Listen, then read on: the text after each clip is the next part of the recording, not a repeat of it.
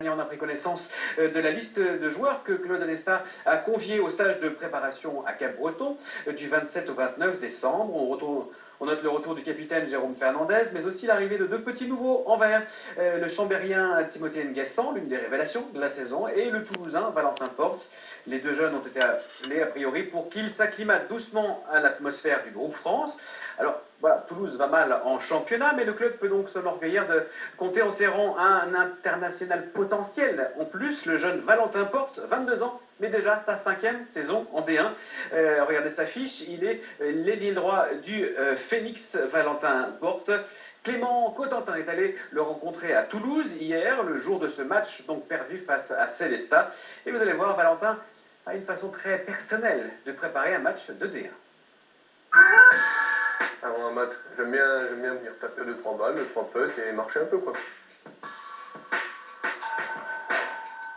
J'aime bien me retrouver dans ce petit coin de verdure là, avec les amis, taper des balles, rigoler et ça me détend. C'est ma petite vie mise au vert, on va dire. Une demi-heure de practice les matins de match, Valentin Porte est un handballeur atypique. C'est un ailier d'1,90 m qui a commencé le hand à 6 ans mais qui était gardien de but et qui n'est sorti de sa cage qu'à 14 ans. Il est gaucher, une denrée rare, donc le pôle espoir de Chartres le forme à l'aile droite. À 22 ans, après une centaine de sélections jeunes, il va enfin connaître son premier stage chez les experts. Une consécration, une surprise aussi. C'est une préparation mondiale, c'est quand même hyper important. Je ne me voyais pas déjà intégrer le groupe. Donc bon bah alors c'est d'autant plus une bonne surprise quoi, donc c'est encore une joie immense quoi. Il y a un mois, il avait raté une première convocation pour cause de blessure. Cette fois-ci, pas question de manquer le stage. Et puis il a promis à son père, un ancien international de hockey sur gazon, qu'il finirait sa carrière avec plus de sélections en bleu que lui. Ce soir, il joue son dernier match avec Toulouse avant la trêve, avant de rejoindre les Bleus. Toulouse, c'est mon premier club pro. J'ai signé en centre de formation, puis pro. Donc c'est eux qui m'ont apporté le très haut niveau. Donc je suis très bien dans ce club. C'est un joueur sur qui on va pouvoir compter pour l'avenir, notamment à Toulouse.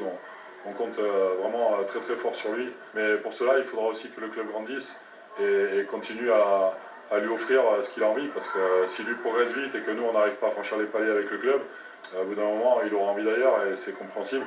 Ce qui est important c'est le rythme, c'est qu'on lui mette de suite de l'agressivité. Il reste 1 heure, une grosse heure à donner, 1 heure, et après c'est les vacances les gars, après on souffle. Donc si on ne veut pas se gâcher la soirée, il faut qu'on donne tout. Il aime son club mais aspire aussi à grandir et pour l'instant Toulouse stagne. Face à Célestat hier, il a débuté sur le banc, payant une semaine compliquée selon son coach. C'était pas le Valentin qu'on a connu avant sa sélection.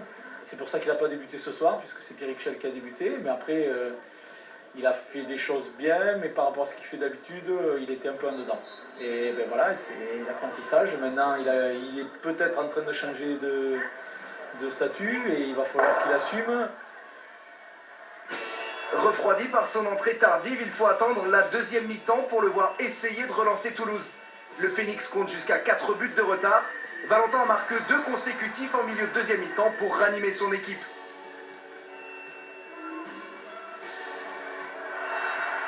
Mais malgré les 15 arrêts de Daouda Karaboué, malgré les 10 buts de Jérôme Fernandez, jamais Toulouse n'arrive à accélérer.